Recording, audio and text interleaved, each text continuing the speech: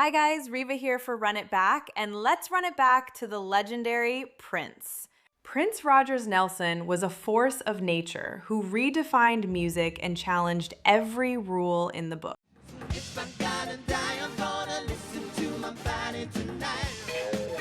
But beyond the hits, he was a fierce advocate for artist independence, constantly clashing with major labels. He famously told every artist he met, "If you don't own your masters, your master owns you." You know. Like Mariah Carey just had this big $20 million. That's like a huge deal, right? So you feeling that?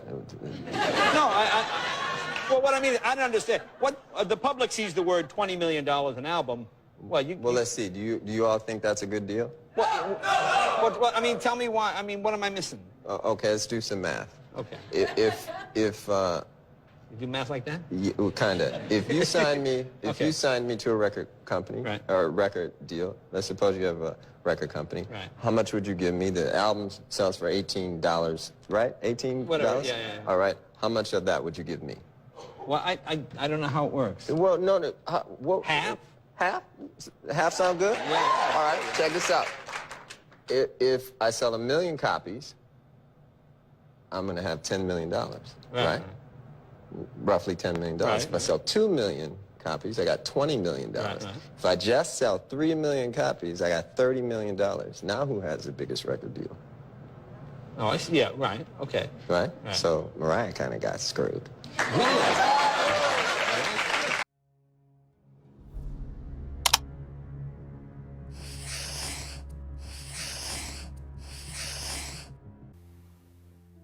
In the 90s, he performed with "Slave" written on his face to protest his lack of creative control at Warner Brothers.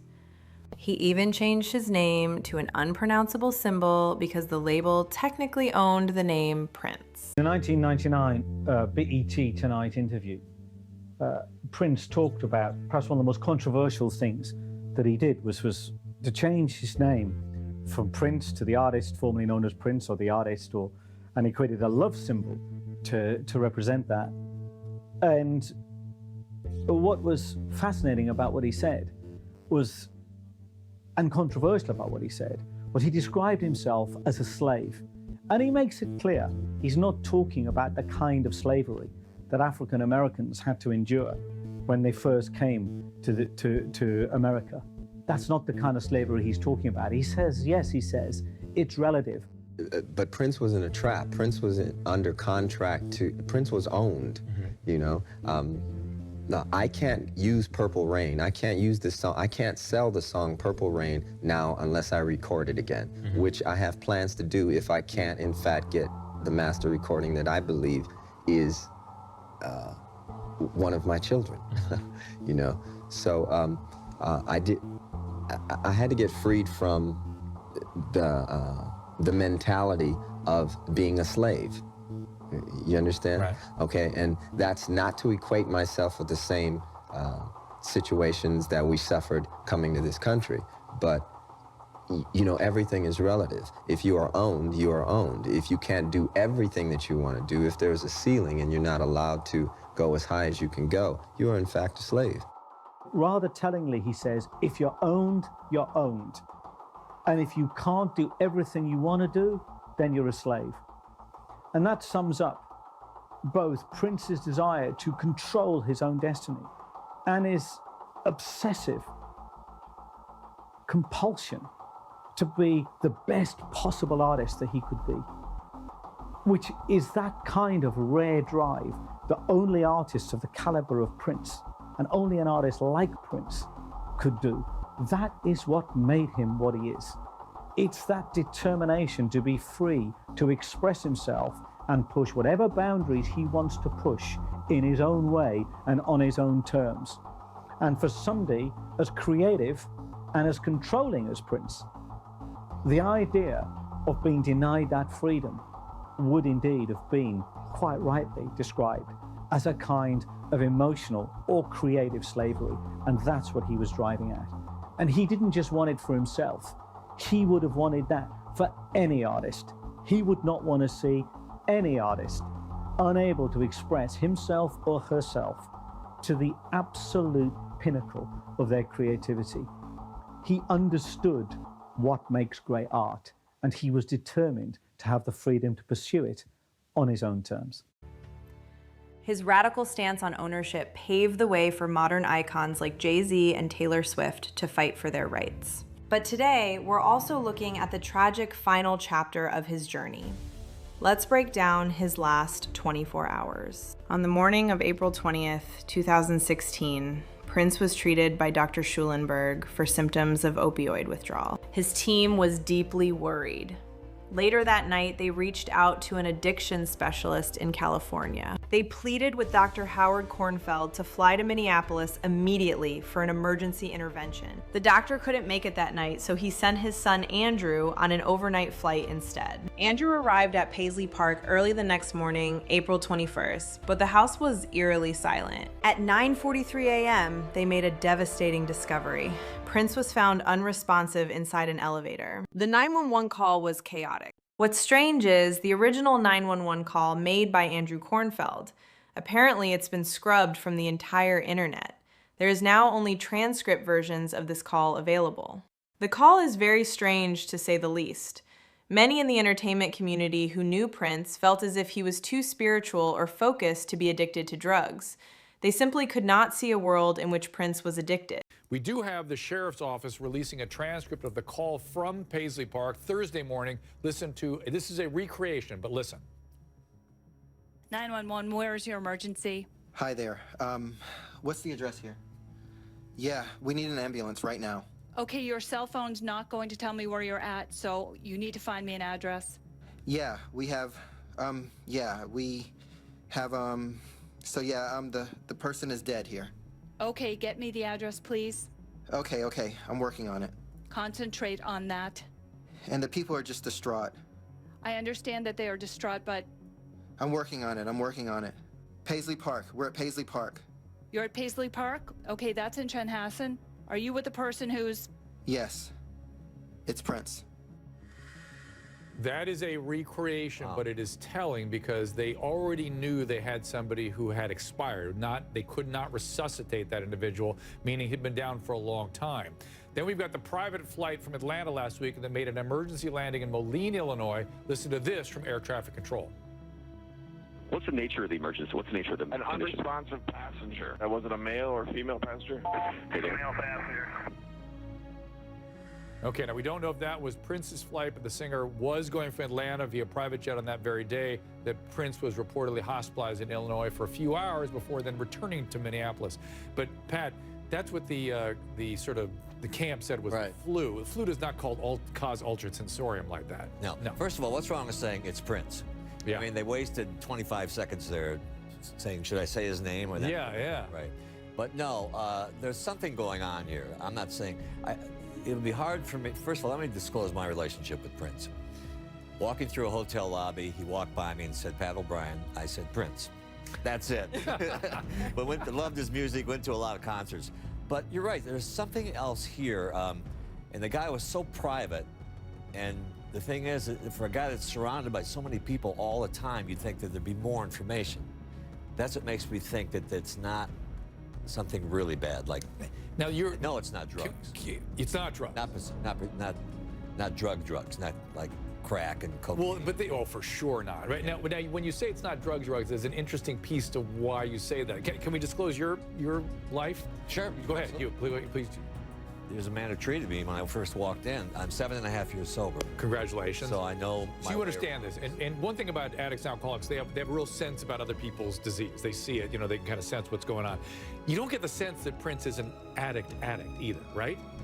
I do not. Right. Okay. That's my sense. It would take a lot to convince me of that. That's right. So people want to. I don't care what these rumors flying around about drug dealers. I say to everybody, put those aside. That's not what this is. Too spiritual and too calm Yeah. Didn't smoke or drink. I'm not saying this was not drug-assisted or drug-related demise, but not because of the addiction with a capital A. This is not that. Nina, you agree? I totally agree. Yeah. Only because of the way that Prince led his life. And I think, you know, when we talk about other major stars passing away, there were indications way before their final passing. When we talk about Whitney Houston, even when we talked about Michael and the medical emergencies he had before he passed. So there were some types of indications where we knew if they passed away, we wouldn't be totally surprised if drugs or alcohol were involved. With Prince, I don't see that.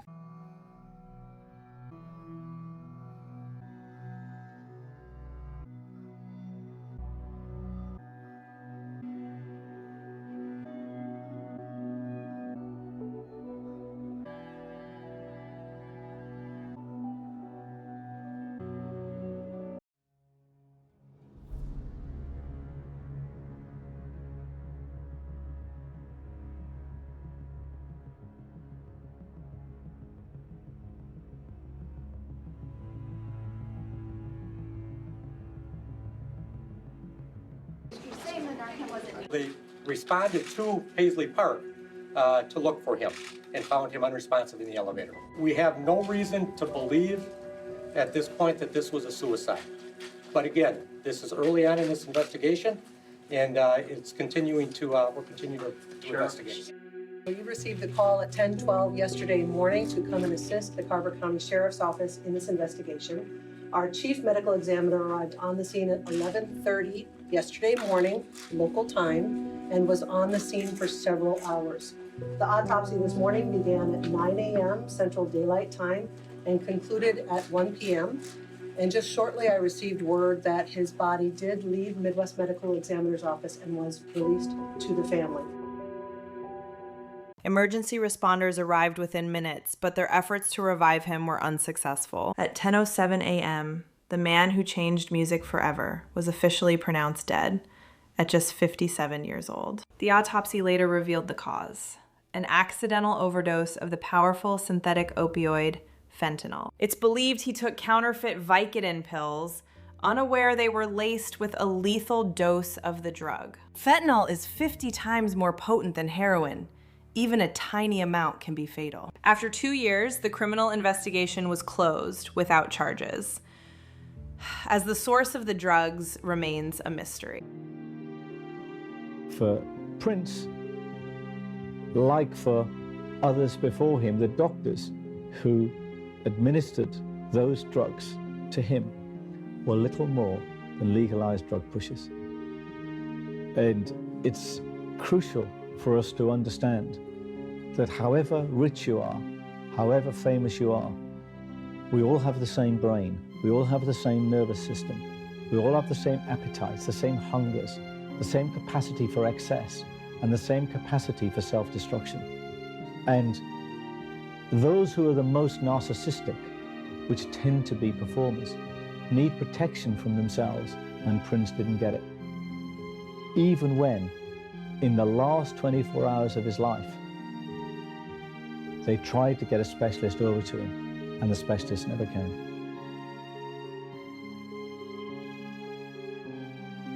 So let's speculate. What if the California specialist from California had made it to Prince's house on the day before he died? Would that have saved Prince's life? Probably not. It may have saved it that day. It may have got him through another day, another week, another month, who knows? But one thing's for sure, without structural and systemic changes to the way he was living and to the drugs he was putting into his body, eventually he would have died in the way that he died. It was only a matter of time. And what we have to realize is that if we want to save these lives, if we want to save people, we can't leave it so late and so hopelessly late that it's almost impossible to save them. We have to intervene earlier than that. And what's very difficult with a man like Prince, who was notoriously private, notoriously controlling in his behavior, is how do you get through to someone who is rich, famous, powerful, narcissistic, and controlling? And to be fair to those around him, those are pretty insurmountable barriers. But unless we try, unless somebody has the courage to say, you can fire me, you can do whatever you want, you can take my income away, but I am going to tell you this is how it is. And if that's the end of our relationship, then so be it. But at least I will walk out of here with a clean conscience. And with Prince, like Elvis before him, for instance, and many others, somebody has to have the courage to do that. And maybe they did, maybe people tried, we can only speculate.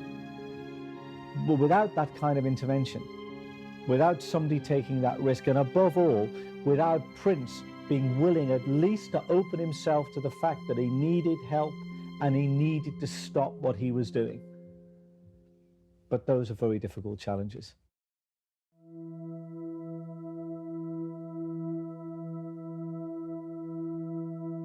He was supposed to live till he was in his 90s, you know, doing concerts and joy. I mean, he just is all about joy, and he brings so much joy to so many people. He loved to connect with you through the music. I mean, the Prince fans, all of the Prince fans, they know what I'm talking about. Everybody feels like they have. If you are a Prince fan, you feel like he has spoken to you. He's known worldwide, but he is a Minnesotan, and we're all from Minnesota, and when you lose one of our own, just like Kirby Puckett, you got to show up and show respect. He put everything he had into the music, everything. I mean, he lived at his studio, so, I mean, he just put everything that he had into it, and he took stories from people's lives, from his own experiences in life, and put it into his music, and I think that's why the world just related to him, not so much as just a black artist, but as an artist in general. I mean, he had one of the, I mean, this is the most, you see all these people together, and they are all united together to come. I think the world's gonna take a break from all the stuff that's been going on and just remember somebody that deserves it and has been there for everybody. I mean, he did a lot of children's events, a lot of, you know, disability events, and, you know, he just put everything back into the community. He used to just pop up at the Chanhassen Theater, and he would pop up at the McDonald's. He loved McDonald's. So I think just a little break for everybody, for all the hate that's out there right now, to just reflect on this time.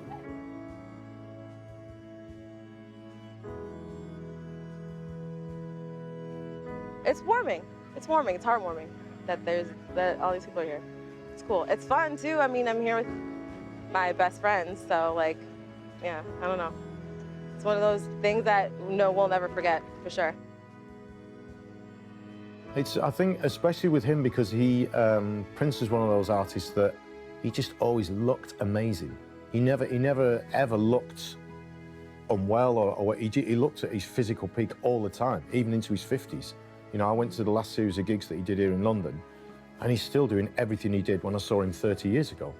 You know, he was still as vibrant and as an amazing, you know, so it's kind of, I think that's the shock factor, I think, is there for it as well. It's not like, you know, he'd gone into a decline or anything. He just looked amazing still. And musically, I remember the first time I saw him up in Wembley, and I literally went out of the gig and just kind of thought, I may as well just forget it. I mean, there's no point, because no one's ever going to get close to what he's just done tonight. That's just, it's from somewhere else.